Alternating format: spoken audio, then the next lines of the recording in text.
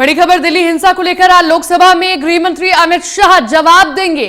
नियम 193 के तहत आज चर्चा की जाएगी दिल्ली हिंसा पर और चर्चा के बाद गृह मंत्री अमित शाह सदन में बयान दे सकते हैं। ज्योतिरादित्य सिंधिया आज बीजेपी में शामिल होंगे, खबर यह भी है। इसी के साथ आज दोपहर 12 बजे दिल्ली में बीजेपी में शामिल होंगे ज्योतिरादित्य सिंधिया। बीजेपी आज अपने राज्यसभा उम्मीदवारों का ऐलान भी कर सकती है। तो आज चर्चा दिल्ली में, आज सभी की निगाहें दिल्ली में लगी रहेंगी। सबसे पहले आज लोकसभा में दिल्ली हिंसा पर जवाब देंगे गृह मंत्री, जो कांग्रेस लगातार मांग कर रही थी। उसी के बाद में ज्योतिरादित्य सिंधिया आज बीजेपी में शामिल होंगे, ये भी खबर है। आज इसी के साथ में बहुत सी हलचल है, सियासी हलचल, जो आज दिल्ली में देखने को मिलेंगी। हमारे साथ में प्रदीप कुमार लगातार जुड़े हुए हैं। प्रदीप जी, आज दिल्ली हम मुख्य केंद्र देख रहे हैं राजनीतिक हलचल का। राज्यसभा आज लोकसभा में जवाब भी देंगे, राज्यसभा के उम्मीदवारों का नाम का ऐलान कर सकती है बीजेपी और इसी के साथ में सिंधिया आज ज्वाइन कर सकते हैं बीजेपी। प्रदीप जी, आप मुझे सुन पा रहे हैं? जी बिल्कुल, देखिए आज दिल्ली का घटनाक्रम राजनीतिक तौर पर काफी महत्वपूर्ण है और इस नजरिए से महत्वपूर्ण है क्योंकि जहां सिंधिया ने जिस तरीके से मध्य प्रदेश में राजनीति की दापटक के बीच बीजेपी का दामन थाम दिया है, तो वही सरकार का संकट बढ़ा हुआ है। इस बीच जो दिल्ली हिंसा को लेकर राज्यसभा ये लगातार मांग होती रही है, लोकसभा में मांग होती रही है, चर्चा तुरंत शुरू होनी चाहिए। आज लोकसभा में नियम 193 के तहत चर्चा शुरू होगी और इस चर्चा के बाद ये माना जा रहा है कि गृह मंत्री अमित शाह बयान दे सकते हैं सदन के अंदर। हालांकि हाउस ऑर्डर में रहे ये भी जरूरी है क्योंकि विपक्ष लगातार मांग कर रहा है गृह मंत्री के इस्तीफे की। पिछले हफ्ते भी हमने देखा है सदन में हंगामा था और लगातार चर्चा की मांग करते हुए प्रदर्शन हो रहे थे। तो ये जरूर है कि आज नियम 193 के तहत लोकसभा में चर्चा होनी है और मीनाक्षी लेखी और अधीर रंजन चौधरी इस चर्चा की शुरुआत करेंगे। उनके नोटिस पर ये चर्चा होगी। ये जो आता है पूरा बताया जाता है, जो बुलेटिन आता है सदन का, उसमें जानकारी दी गई है। ये घटनाक्रम काफी महत्वपूर्ण होगा देखना क्योंकि दिल्ली हिंसा को लेकर लगातार सदन में गतिरोध बना हुआ है। ऐसे में गतिरोध टूट पाएगा सदन में चर्चा के बाद, इस पर बड़े सवाल है जिनका इंतजार करना होगा।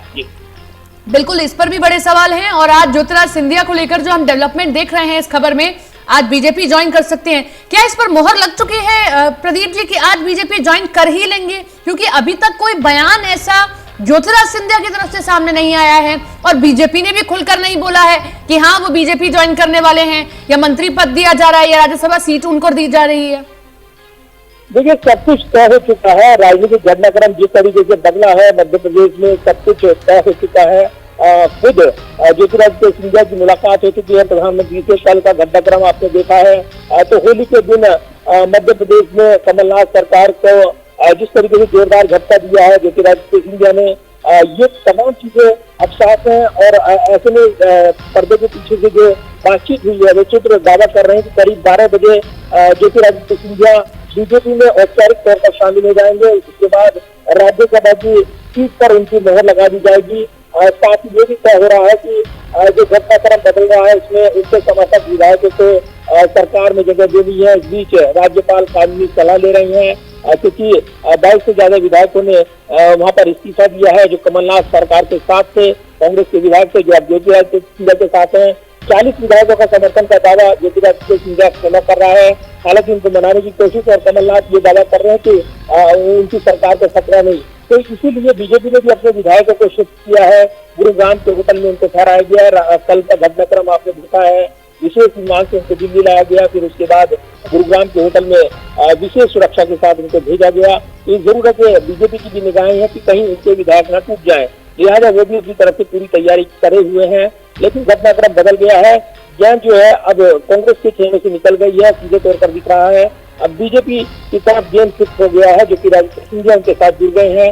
लिहाजा वह सरकार का जाना तय माना जा रहा है। लेकिन उससे पहले जो सियासी जो रजमाइश है, आपने कर्नाटक का घटनाक्रम देखा होगा, जिस तरीके से विधायकों ने इस्तीफा दे दिया था सरकार अल्पमत में आ गई थी। उसके बाद वहां पर बहुमत साबित करने की चुनौती थी उस समय, और उसके बाद बीएसपी येदियुरप्पा ने वहां पर अपनी सरकार बना ली थी। तो ये जरूरी है कि यही घटनाक्रम बदलता हुआ दिखा है मध्य प्रदेश में, ठीक उसी तर्ज पर। और वहां पर विधायकों ने इस्तीफा दे दिया। उसके बाद अल्पमत में दिख रहे हैं कमलनाथ, और राज्यपाल को तय करना है। और उसके बाद सदन में जिस तरीके से 16 तारीख को अविश्वास प्रस्ताव मूव करने की तैयारी में बीजेपी, तो सीधे तौर पर दिखता है कि अब मध्य प्रदेश में कांग्रेस सरकार का जाना तय है।